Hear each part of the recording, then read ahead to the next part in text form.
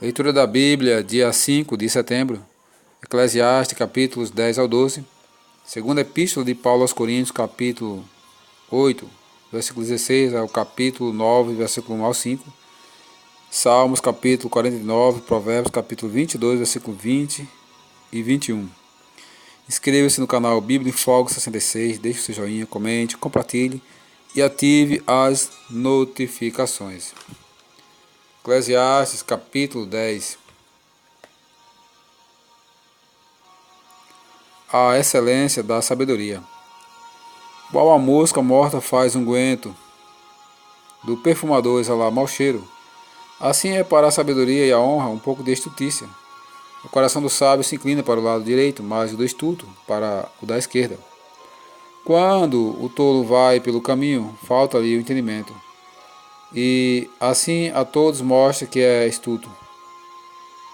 Levantando-se contra ti a indignação do governador, não deixes o teu lugar, porque o ânimo sereno acalma grandes ofensores. Ainda há o mal que vi debaixo do sol, erro que procede do governador. O tolo posto em grandes alturas, mas os ricos assentados em lugar baixo. Vi servos a cavalo e príncipes andando a pé, como servos sobre a terra. Quem abre uma cova, nela cairá, e quem rompe o muro, morder-lhe-á uma cobra. Quem arranca pedras será maltratado por elas, e o que racha lenha expõe-se ao perigo. Se o ferro está embotado e não se lhe afia o corte, é preciso redobrar a força, mas a sabedoria resolve com bom êxito. Se a cobra morder antes de estar encantada, não há vantagem no encantador. Nas palavras do sábio há a favor, mas ao tolo os seus lábios devoram. As primeiras palavras da boca do tolo são a estutícia, e as últimas, loucura perversa. O estulto multiplica as palavras, ainda que o homem não sabe o que sucederá. E quem lhe manifestará o que será depois dele? O trabalho do tolo fatiga, pois nem sabe ir à cidade. Ai de ti, ó terra, cujo rei é criança, e cujos príncipes se banqueteiam já de manhã. Ditosa tu, ó terra, cujo rei é filho de nobres, e cujos príncipes se sentam à mesa a seu tempo, para refazer as forças, e não para a bebedice. Pela muita preguiça desaba o teto, e pela frouxidão das mãos goteja a casa. O festim faz-se para rir, o vinho alegra a vida, e o dinheiro atende a tudo. Nem no teu pensamento amaldiçoes o rei, nem tampouco no mais interior do teu quarto o rico, porque as aves dos céus poderiam levar a tua voz, e o que tem asas daria notícia das tuas palavras. O procedimento prudente do sábio, capítulo 11. Lança o teu pão sobre as águas, porque depois de muitos dias o acharás. Reparte com 7 e ainda com 8, porque não sabes o que mal sobrevirá à terra. Estando as nuvens cheias, derramam aguaceiro sobre a terra, caindo a árvore para o sul ou para o norte. No lugar em que cair, aí ficará. Quem somente observa o vento nunca semeará, e o que olha para as nuvens nunca cegará. Assim como tu não sabes qual o caminho do vento, nem como se formam os ossos no ventre da mulher grávida, assim também não sabes as obras de Deus, que faz todas as coisas. Semeia pela manhã a tua semente, e à tarde não repouses a mão, porque não sabes qual prosperará, se esta, se aquela, ou se ambas igualmente serão boas. Doce é a luz, e agradável aos olhos ver o sol. Ainda que o homem viva muitos anos, regozije-se em todos eles. Contudo, deve lembrar-se de que há dias de trevas, porque serão muitos. Tudo quanto sucede é vaidade. a mocidade. Alegra-te, jovem, na tua mocidade, na tua juventude, e recreie-se o teu coração nos dias da tua mocidade. Ainda pelos caminhos, anda pelos caminhos que satisfazem ao teu coração e agradam aos teus olhos. Sabe, porém, que de todas estas coisas Deus te pedirá contas. Afasta, pois, do teu coração o desgosto, e remove da tua carne a dor, porque a juventude e a primavera da vida são vaidade. A velhice, capítulo 12. Lembra-te do teu Criador nos dias da tua mocidade, antes que venham os maus dias e cheguem os anos nos quais dirás: não tenho neles prazer.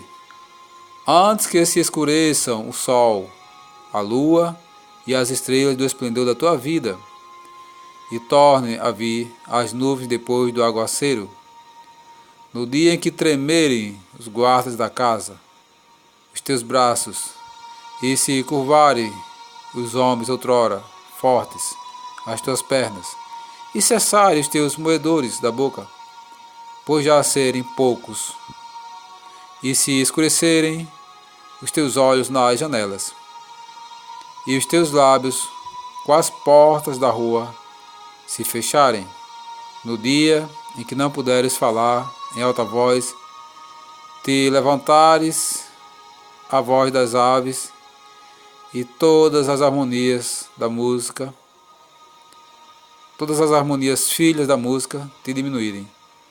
Como também quando temeres o que é alto, e te espantares no caminho, e te embranqueceres como floresce a amendoeira, e o gafanhoto te for um peso, e te pereceu o apetite, porque vais à casa eterna, e os pranteadores andem rodeando pela praça, antes que se rompa o fio de prata, e se despedace o copo de ouro, e se quebre o cântaro junto à fonte, e se desfaça a roda junto ao poço, e o pó volte à terra como era, e o espírito volte a Deus que o deu. Vaidade de vaidade, diz o pregador, tudo é vaidade. Conclusão. O pregador, além de sábio, ainda ensinou ao povo conhecimento, e atentando e esquadrinhando, compôs muitos provérbios. Procurou o pregador achar palavras agradáveis e escrever com retidão palavras de verdade. As palavras dos sábios são como aguilhões e como pregos bem fixados. As sentenças coligidas, dadas pelo único pastor. Demais, filho meu, atenta. Não há limite para fazer livros, e o muito estudar é enfado da carne. De tudo o que se tem ouvido, a suma é: teme a Deus e guarda os seus mandamentos, porque isto é o dever de todo homem. Porque Deus há de trazer a juízo todas as obras, até as que estão escondidas, quer sejam boas, quer sejam más. Segunda Epístola de Paulo aos Coríntios, capítulo 8, versículo 16 até o capítulo 9, do 1 ao 5. O novo encargo de Tito. Mas graças a Deus, que pôs no coração de Tito a mesma solicitude por amor de vós, porque atendeu ao nosso apelo e, mostrando-se mais cuidadoso, partiu voluntariamente para vós outros. E com ele enviamos o irmão cujo louvor no Evangelho está espalhado por todas as igrejas. E não só isto, mas foi também eleito pelas igrejas para ser o nosso companheiro no desempenho dessa graça ministrada por vós, para a glória do próprio Senhor e para mostrar nossa boa vontade, evitando assim que alguém nos acuse em face desta generosa dádiva administrada por nós, pois o que nos preocupa é procedermos honestamente, não só perante o Senhor, como também diante dos homens. Com eles enviamos nosso irmão cujo zelo, em muitas ocasiões e de muitos modos, temos experimentado. Agora, porém, se mostra ainda mais zeloso pela muita confiança em vós. Quanto a Tito, é meu companheiro e cooperador convosco. Quanto aos nossos irmãos, são mensageiros das igrejas e glória de Cristo. Manifestai, pois, perante as igrejas a prova do vosso amor e da vossa exultação a vosso respeito na presença destes homens. Capítulo 9. Instruções de Paulo em referência à grande coleta. Ora, quanto à assistência a favor dos santos, é desnecessário escrever-vos, porque bem reconheço a vossa presteza, da qual me glorio junto aos macedônios, dizendo que a Caia está preparada desde o ano passado, e o vosso zelo tem estimulado a muitíssimos. Contudo, enviei os irmãos para que o nosso louvor, a vosso respeito, neste particular, não se desminta, a fim de que, como venho dizendo, estivesses preparados, para que caso alguns macedônios forem comigo e os encontre desses apercebidos, não fiquemos nós envergonhados, para não dizer vós, quanto a esta confiança. Portanto, julguei conveniente recomendar aos irmãos que me precedesse entre vós e preparasse de antemão a vossa dádiva já anunciada, para que esteja pronta, como expressão de generosidade e não de avareza.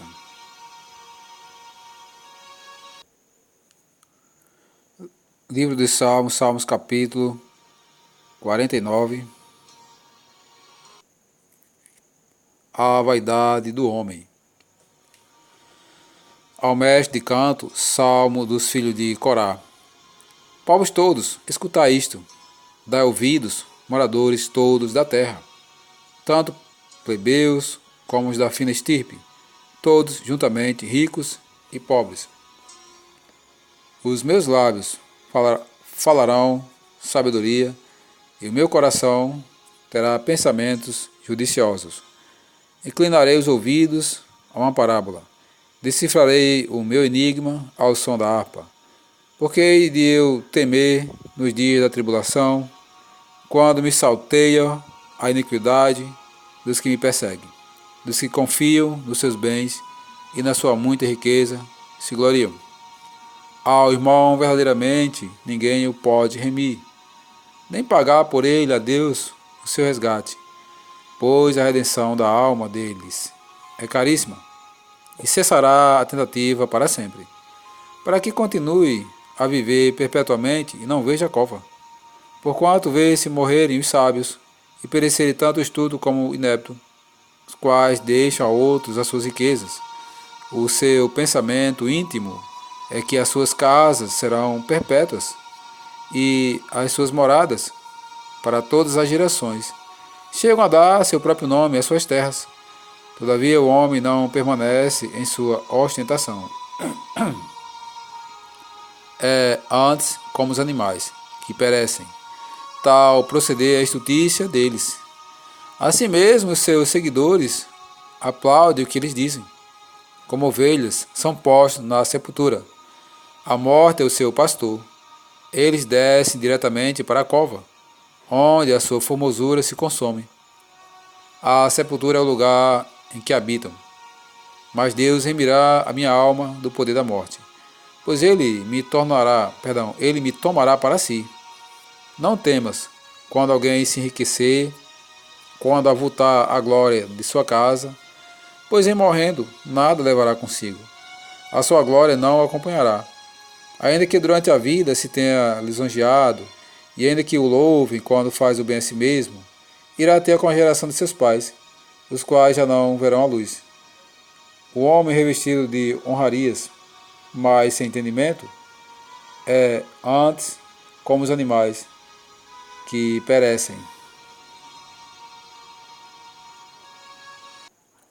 Provérbios capítulo 22, versículo 20 e 21.